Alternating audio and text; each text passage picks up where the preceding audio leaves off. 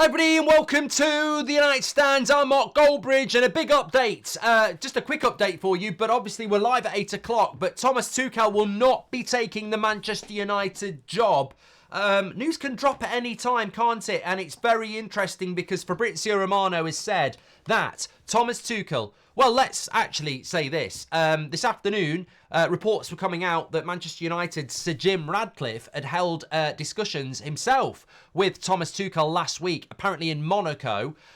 This was confirmed by numerous outlets that this had happened, that it was accurate, that Sir Jim Ratcliffe had met with Thomas Tuchel, and that Ineos want to get somebody who is experienced with a proven track record, who can get the best out of the players that they've got, given that a significant turnover in the playing staff is unlikely. I'll be talking about that in a minute, because that is Glazers 2.0, and that terrifies me. What the bloody hell is this takeover all about, if there's any truth in that?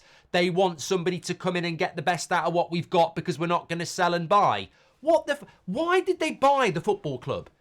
I get vanity projects, but there was somebody willing to clear the debt and get the Glazers out and pump money in. And we're meant to sit back and go, yeah, we don't want that. We really like the idea of a local guy, billionaire, buying the club and doing what the Glazers did. So basically, if that was true, and we've got no reason to say it's not true or it is true, but it was in the Daily Mail from Mike Keegan to say that Ineos wants someone with a proven track record to get the best out of players because they don't expect to be selling and buying many. Hello, that's what the Glazers did for fucking 10 years.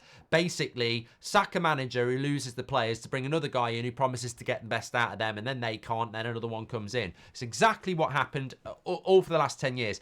So look, it was looking like, Tuchel's had meetings, he said that he can get the best out of what's going on. And then you've got people all over social media saying, eyes, Tuchel, keep your eyes on Tuchel. And then Fabrizio Romano drops a tweet saying, Thomas Tuchel will not take the Manchester United job. He wants to take a break from management, and he made the decision following his meeting with Manchester United. What is all that about then? Well, it means that Thomas Tuchel will not be Manchester United manager, which for me is another one down that I don't want to take the job. But I've also got to say that the big thing I have to say is you have to be concerned. You have to be concerned because Erik Ten Hag is now back from, and we'll talk about this in more depth at 8 o'clock. It'll be a big show tonight, but Ten Hag is apparently now back from holiday. Manchester United have clearly spoken to other managers, and the worrying thing is it doesn't sound like we've got a lot of money, does it? But Tuchel won't take the job. McKenna has stayed at Ipswich. So I'm working... And look, nobody's in the know here. So we're all putting 2 and 2 together and coming up with 4, 5 and 6. And maybe some of us do get 4. But McKenna was somebody that United really admired. He stayed at Ipswich. Tuchel was somebody that Sir Jim Ratcliffe's spoken to. He's taking a year out. So you're basically left now with Pochettino or De Zerbi. And my problem is... the manager market wasn't that good anyway. Like, there was no Mourinho in his prime or Klopp or Pep. The manager market wasn't very good. And then other managers have gone. And then managers that we were looking at, like McKenna and Tuchel, aren't taking the job. So in a manager market that wasn't very good, you're going down the list. You know, Tuchel's not taking it. McKenna's not taking it. You're going down the list. And at some point... and I've always been at this point, there was never any reason to get rid of Ten Hag anyway. And now are we at a point where they're so desperate to make a change that they're moving down a list that they really should... I mean, like, we should not be going near Pochettino for the same reasons we shouldn't have gone near him 2 years ago. De Zerbi in the last 8 months has damaged his reputation massively. So why would you take him?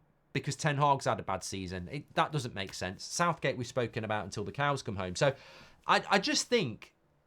who knows what's going to happen next? I have huge sympathy for the Ten Hag out brigade, by the way, because all you have is an opinion.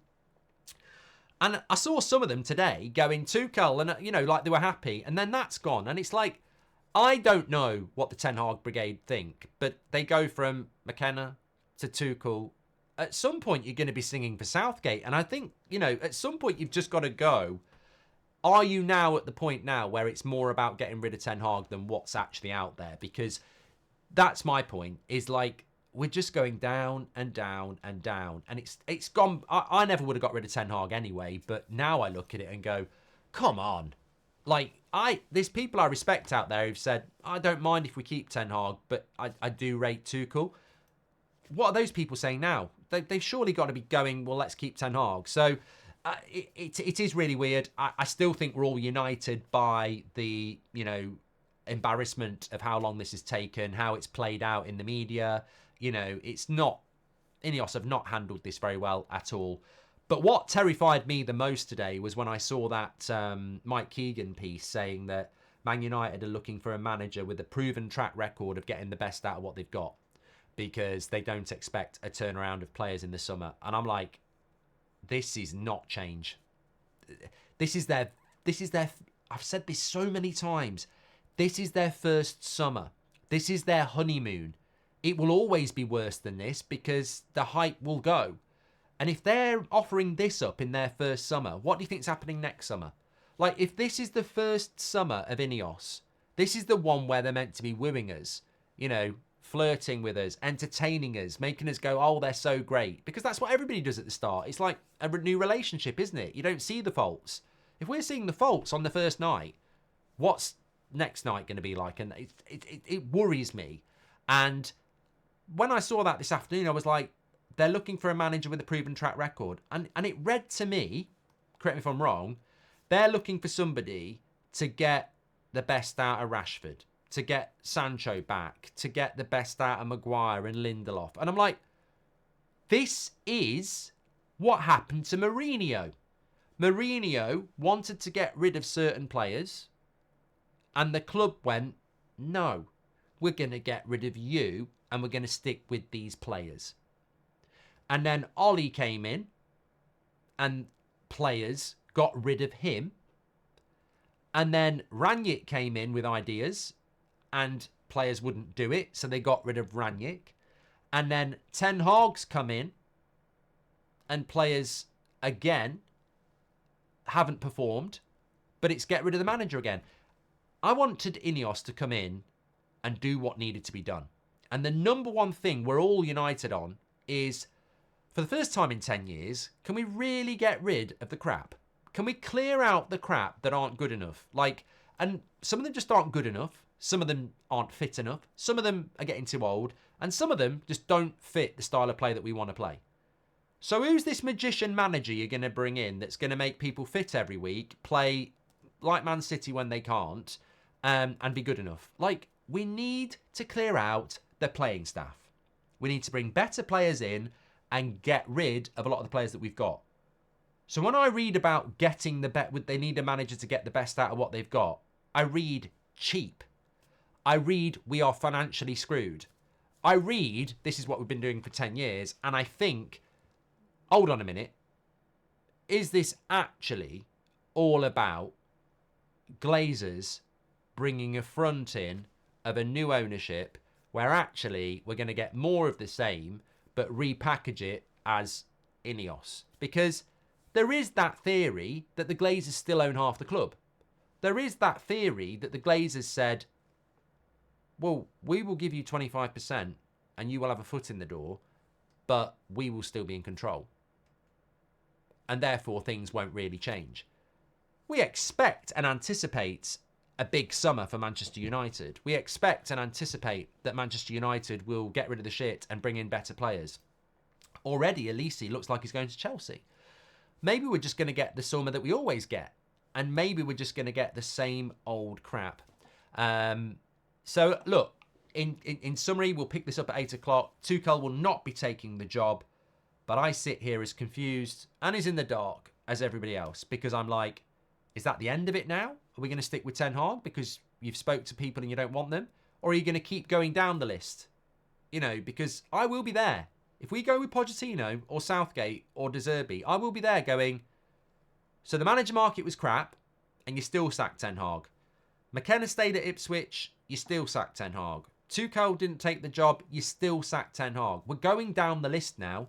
Just stick with what everybody wants. And stop looking for, stop being the Glazers and pinning it all on the manager because you can't get rid. I mean, look, put your hands up. You need to bring somebody in to try and get I mean, somebody was saying today, oh, Tuchel could get the best out of Sancho. Look, I don't really care about what Tuchel could do. I don't really care what Ineos could do. This is a guy who refused to put a Man United shirt on for three months. Do you think this fan base is going to be holding hands singing Sancho's name when he comes back? Like, one bad performance and then people will be on him again. They might be on him anyway. Like, we need to turn a new page. We don't need to read the same script again. Worrying times. Worrying times. Get your comments in. What are your thoughts on where we are at the moment? Smash a like on the video and subscribe. I'll speak to you at 8 o'clock live.